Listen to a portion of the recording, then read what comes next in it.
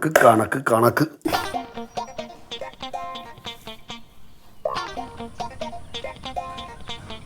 നമസ്തേ.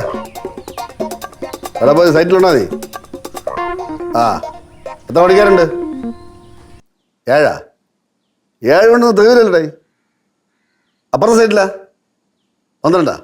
ഇപ്പുറത്താ കാക്കനാട് 20? ഒരു കാര്യം ഈ 6 ഉള്ളടുത്തേ ഒരു 6-7 പഠിക്കാരെ കൊണ്ട് നിർത്തിക്കോ.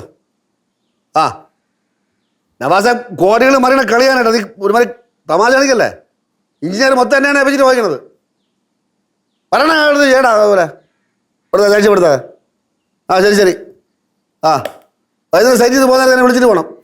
കണക്കെല്ലാം കറക്റ്റ് ഏൽപ്പിക്കണം കേട്ടാ. ആ ശരി. ഇതൊക്കെയാണ് വാർത്തന്മാരെ ഏൽപ്പിക്കാത്ത. ഞാൻ കൃത്യമായിട്ടൊന്നും ചെയ്യൂല.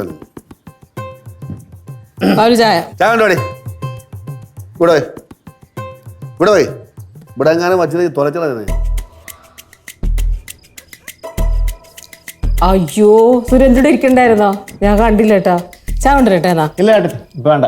പിന്നെ പടവലത്ത് മാമന് സുഖമാണോ? ഓ അച്ഛൻ ഇന്ന് കഴിഞ്ഞ ദിവസം വന്നിട്ടുണ്ടായിരുന്നു ഇവിടെ. കുഴപ്പമൊന്നുമില്ല. പിന്നെ ഈ പ്രായത്തിൻ്റെതായ കുറച്ച് ബുദ്ധിമുട്ടുകളൊക്കെ ഉണ്ട്. അതിപ്പോൾ നമ്മൾ ഈ പ്രായമായിട്ട് പോലും നമുക്ക് ഇപ്പോഴേ വയ്യ.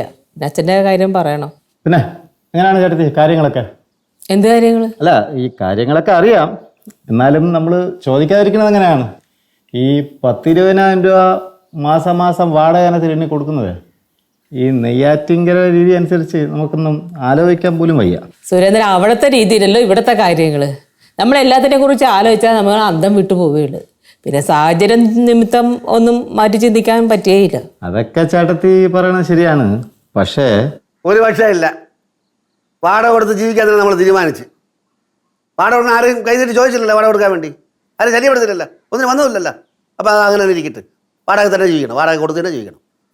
ചേട്ടത്തി ശങ്കരൻ എവിടെ? ശങ്കരൻ ഈ പകൽ സമയത്ത് ആ മാവിന്റെ മുകളിൽ കയറി ഇരിക്കാറുണ്ട്. മാവിന്റെ മുകളില? അല്ല, മാവിന്റെ താഴെ ഇരിക്കാറുണ്ട്. ആണാ? ആ ഞാൻ അങ്ങേരെ ഒന്ന് കണ്ടിട്ട് വരാം. നല്ല ഉണക്കാക്കുമ്പോൾ തലയിടുന്ന് ചാവും അങ്ങേര്. അവിടെ വെച്ച് മാറിയിരിക്കാൻ പറ. ഞാൻ ഇവിടെ ഇരുന്ന ശരിയാവൂല.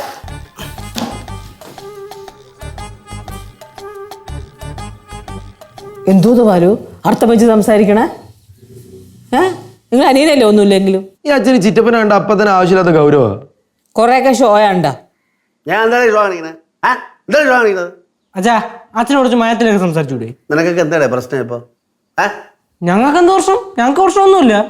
അച്ഛൻ ഇപ്പൊ ചിറ്റപ്പനോട് സംസാരിക്കുന്ന രീതി കണ്ടു കഴിഞ്ഞാൽ ചിറ്റപ്പൻ വിചാരിക്കും ചിറ്റപ്പൻ ഇങ്ങോട്ട് വന്ന കാര്യം അച്ഛനെ ഇഷ്ടപ്പെട്ടിട്ടില്ല. അച്ഛൻ ഇപ്പൊ ചിറ്റപ്പനോട് സംസാരിക്കുന്ന രീതിയില്ലേ, അത് ചിറ്റപ്പൻ വിചാരിക്കും ചിറ്റപ്പൻ ഇങ്ങോട്ട് വന്ന കാര്യം അച്ഛൻ ഇഷ്ടപ്പെട്ടിട്ടില്ലെന്ന്. അയ്യോ അങ്ങനെ വിചാരിക്കൂ? ഇവര് അങ്ങനെ വിചാരിച്ചോ? എനിക്കൊരു കുന്തമില്ല. അവന്റെ വരവ് വേണ്ട. അവന്റെ വരവ് കുറെ അളിഞ്ഞ പൊളിച്ച മാങ്ങയും കുറെ ഉണക്ക ഇഞ്ചിയും പിന്നെ കർപ്പൂരം എല്ലാം കൂടെ ചുരുട്ടിക്കൊണ്ടു. ഇല്ല, ഇവിടെ ഒരു കൊച്ചുണ്ട്. ആ കൊച്ചിന് എന്തെങ്കിലും മാറ്റിട്ട് പറ്റടേ. ഇവന്റെ ഫിസിക്ക് തരം ഇന്നും നിൽക്കൂരടേ.